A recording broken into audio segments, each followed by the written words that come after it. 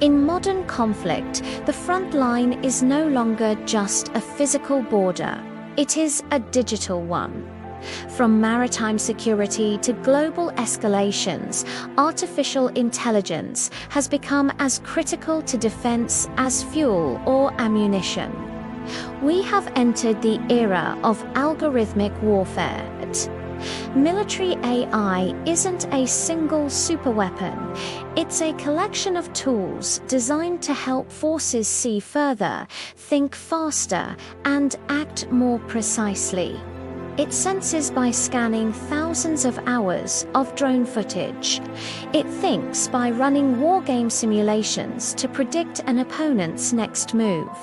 And it acts by guiding autonomous systems or optimizing complex supply chains.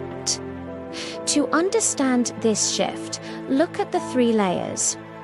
At the strategic level, AI scans satellite data for troop movements.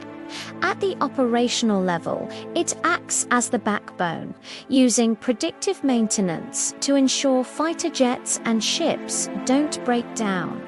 And at the tactical level, it's at the edge, providing autonomous navigation for drones and robotic systems. Military theory relies on the OODA loop: observe, orient, decide, and act. AI compresses this loop, allowing commanders to react in seconds. But this speed comes with a terrifying risk: flash escalation. This happens when two AI systems react to each other so fast that humans lose the ability to stop a conflict from starting. This is why the human red line is so vital. Responsible defense requires strict guardrails. First, human in the loop. A human must always make the final decision on the use of force. Second, explainability. No black boxes. A commander must know why an AI flagged a target. And third, robustness.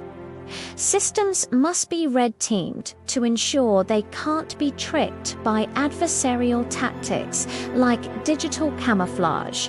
AI is a powerful force multiplier, but the most important component isn't the code.